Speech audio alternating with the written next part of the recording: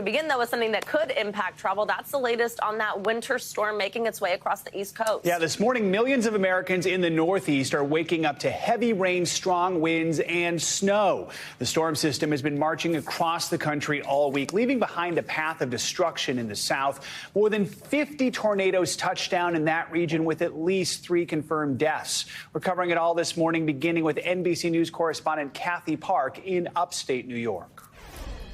Hey guys, good morning. We have been tracking this massive winter storm ever since Tuesday, and the system has finally pushed its way here to the Northeast. And here in Syracuse this morning, we are looking at several inches of wet snow on the ground. And this is a long duration system because the snow began falling yesterday afternoon here in Syracuse, but it will likely last through tonight. And as you know, a lot of folks have the option of working from home, so that is encouraged for a lot of workers today, and a lot of schools are closed as well. Meanwhile, this system is also being blamed for blizzard conditions in the Great Plains. Parts of Duluth, Minnesota saw nearly 2 feet of snow in a span of just 48 hours.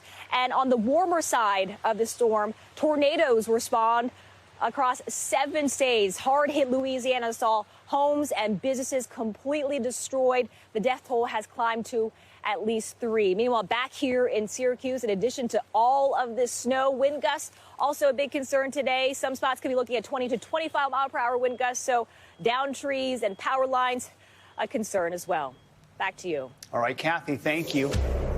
Let's get the latest on this storm with a check on your Morning News Now weather. Yeah, meteorologist Angie Lastman is with us. Angie, good morning. Good morning, guys. And the good news with this system is we no longer had that severe threat that we were watching for days for parts of the South. Instead, we're still dealing with has been days and days of blizzard warnings for folks in the Dakotas. That is ongoing at this time, but we likely will start to see those taper off and we'll see those diminish. Still dealing with some snow showers there, but as we look to the Northeast, you can see just a mess of a situation, especially this early on a Friday. The commute is going to be difficult. We're already seeing the heavy snow working into places in upstate New York. You see Albany and Buffalo dealing with the lake effect snow warnings that have gone into effect earlier this morning. If you live in the I-95 corridor, you're going to notice that it's mostly a rain event. We'll have significant rain, so it'll still be difficult on the roadways, still causing some problems for that early morning commute. And millions still impacted with these winter weather alerts, and this again will likely continue through the day today. The purple is the blizzard warnings that are ongoing now for 6 days for parts of the Dakotas. They'll see some improvements here as far as precipitation is concerned, but cold is going to be really a big issue here as we get through the next couple of days.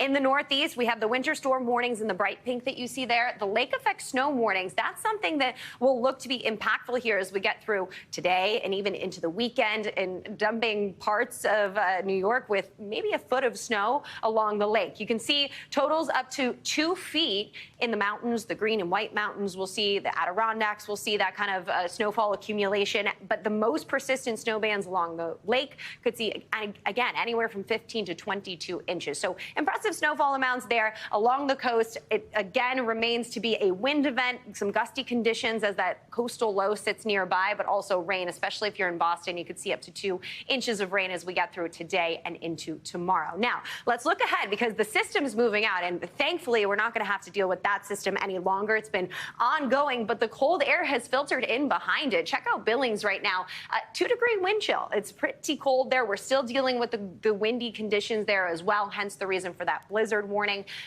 In Watertown, -1 for the wind chill as well. In Minneapolis at 21 degrees for what it feels like.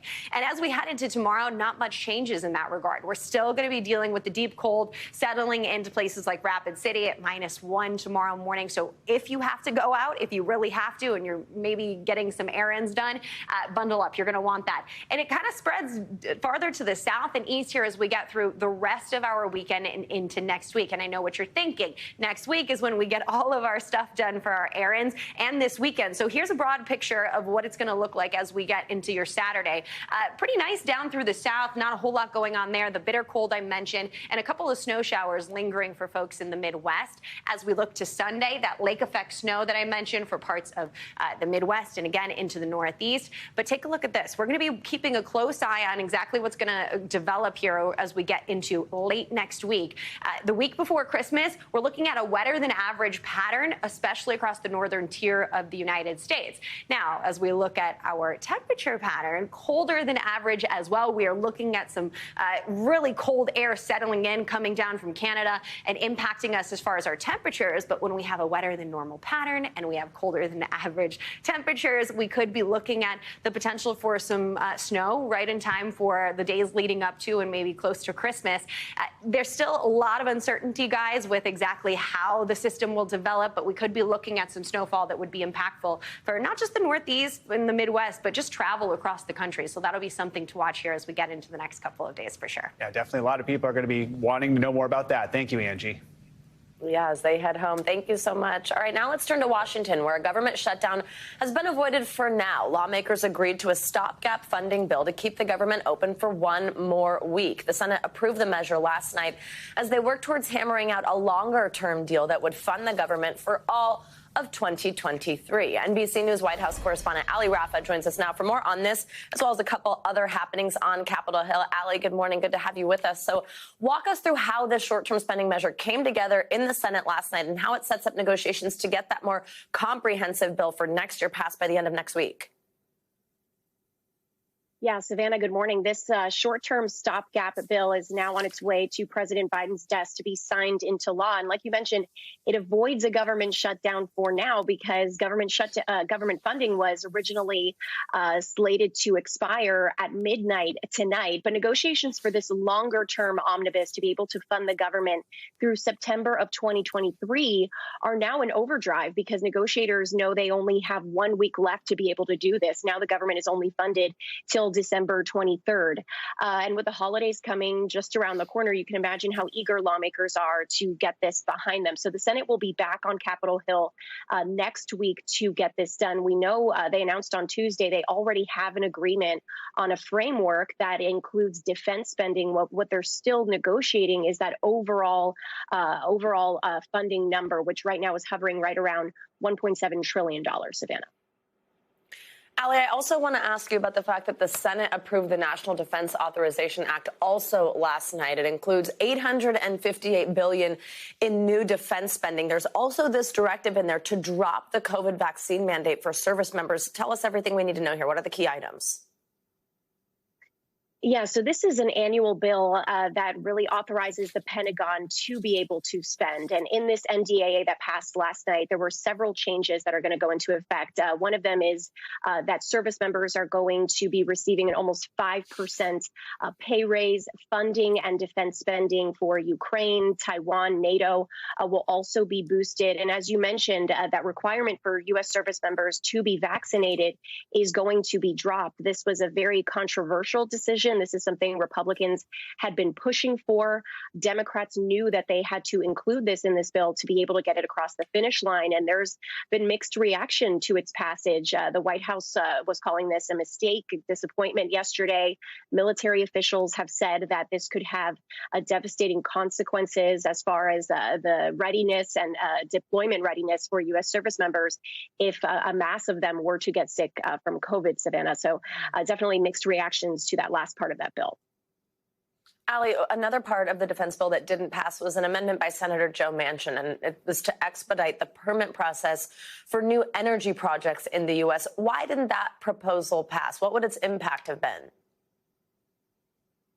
So this was a promise between Senate Majority Leader Chuck Schumer and Senator Manchin to get his support behind the Inflation Reduction Act a couple months ago. But on the floor yesterday, we saw Democrats and Republicans both push back and vote against this bill. This wasn't all too surprising considering how controversial this has been. You have Democrats who say that this doesn't give communities enough of a say in these renewable energy projects, these fossil fuel projects that would happen under Senator Manchin's proposal.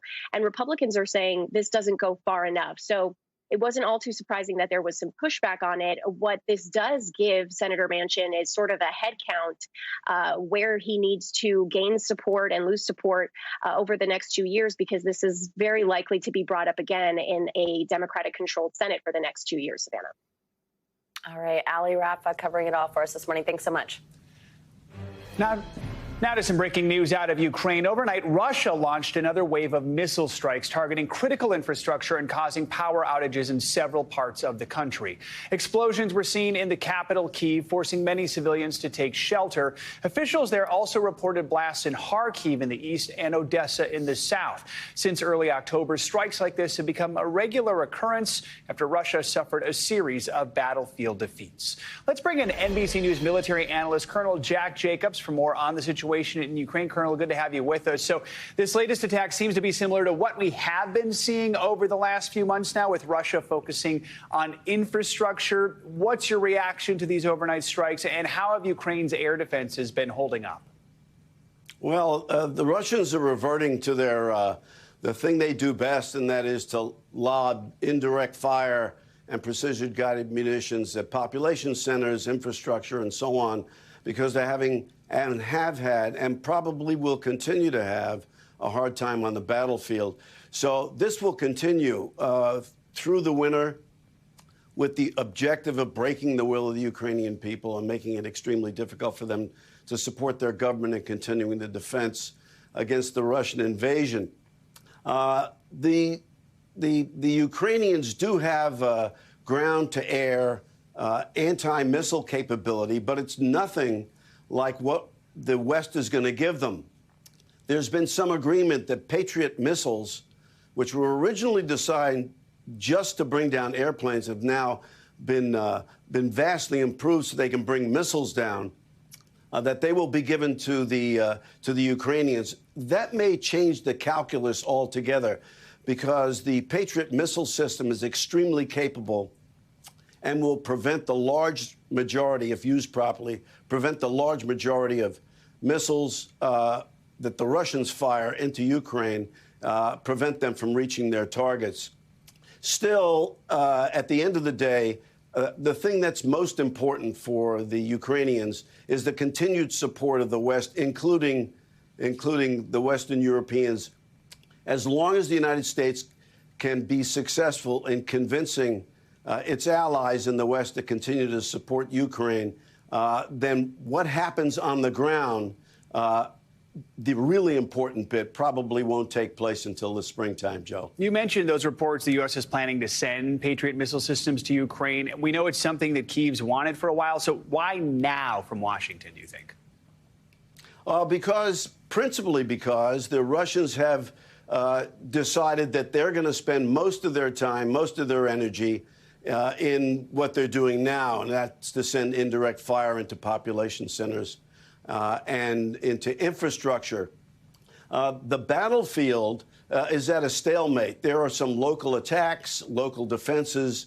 The big push by either the Ukrainians or the Russians has not come and probably won't come for a while. So the only way that the Ukrainians can defend themselves against this is with the assistance of the West in providing the capability to bring down Russian missiles, because that's principally what the Russians are doing. They're using missiles and other indirect fire rather than ground attacks, Joe. Ukraine's defense minister believes Russia is preparing for a major new offensive in the new year. Meanwhile, the U.S. keeps funneling more money, more advanced weapons to Ukraine. I mean, the longer this goes on for, do you think that means there is a greater risk of the U.S. becoming more directly involved, or can the U.S. walk that line?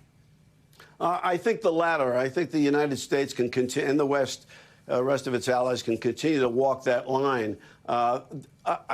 I think, and a lot of other people think, that what's happened as a result of what's taking place on the ground, this sort of stalemate, even if there are going to be local attacks, local offensives, that will solidify the Russian control of the Donbass region. Some time ago, a long time ago, Henry Kissinger was excoriated for saying that he believed that the end of this war would be a negotiated settlement which would exchange the Russian withdrawal for Russian control of the Donbass. The longer this stalemate takes place, the easier it will be for this war to wind up with that kind of negotiation. Even so, the Ukrainians are preparing to counterattack, but they have to get across the river, and that's going to be extremely difficult, whether it's now or in the springtime, when things are going to be even more difficult to conduct counterattacks, Joe. All right, Colonel Jacobs, as always, thanks for your analysis. Appreciate it. You're welcome. This morning, we're getting our first look at thousands of newly declassified files related to the 1963 assassination of President John F. Kennedy. However, thousands more will remain secret despite a sweeping federal transparency law that called for them to be released 5 years ago. For more and to dig into all this, we're joined by NBC News White House correspondent Monica Alba and NBC News presidential historian Michael Beschloss. Good morning to you both. Thanks for being with us on this. Monica, I'm going to start with you just for a high level to tell us what was released and then how much is still being held back. So those 13,000 newly declassified records were part of this batch released yesterday, Savannah. And this is the second time that the Biden administration has released new files related to JFK's assassination. Now, there was a 1992 law that ordered that everything related to the death should have come out essentially by now. So under the Trump administration, they thought these were going to be made public. Then it got punted to the Biden administration. Then the COVID pandemic delayed all of it. So now 3% of all files related to this are still being withheld, according to the Biden administration, citing national security concerns.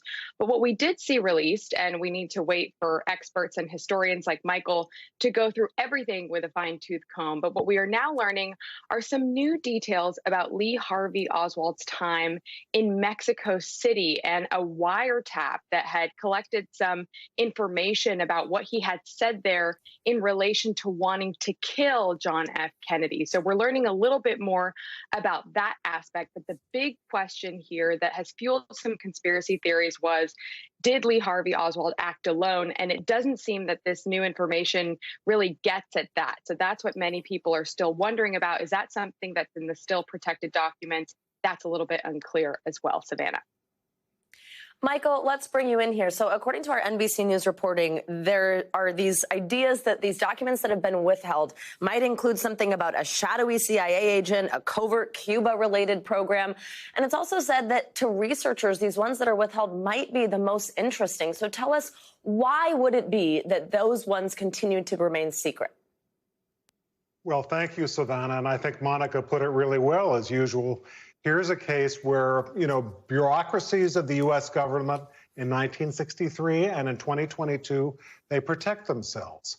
The FBI and the CIA were obviously worried about two things. Number one, on the day that John Kennedy was in Dallas, November of 1963, the FBI had been tracking Lee Harvey Oswald, who was a Soviet defector working at the book depository. He was allowed to stay on the 6th floor above the president's motorcade, which was moving slowly. The FBI should have told the Secret Service, get that guy out of there, even if he has to be put in preventive detention. Raises the question, why didn't the FBI do that? Maybe because J. Edgar Hoover and many at the FBI hated and disapproved of John F. Kennedy. And at the same time, what if Americans in 1963, after Kennedy's assassination, had learned that the presumed assassin, Lee Harvey Oswald, who at least fired the gun, if not in league with others, that this person was in touch with CIA operatives, as we're learning more and more about. Learn more about that this week. We may learn more as these documents come out. So I would put my eye on the fact that if Americans had learned all this in '63, they would have said, prosecute J. Edgar Hoover, take the FBI and the CIA apart. And there is still some feeling of protection. Michael, we, as you know, love having you on this show. And part of the reason is because we just love when you give us this wider scope here. And now I know there are thousands of documents that might take some time to go through, though with your brain, I wouldn't be surprised if somehow you already had. But as a presidential historian, what is your biggest takeaway from what was revealed? My biggest takeaway is that the chances that Oswald did this entirely alone are smaller and smaller each time these documents are released. What are the odds against an average American, other than Oswald, having connections with the Cuban embassy in Mexico City, the Soviet embassy in Mexico City, anti-Castro Cubans, the FBI, the CIA. Maybe this was all just a coincidence, but let's keep asking these questions.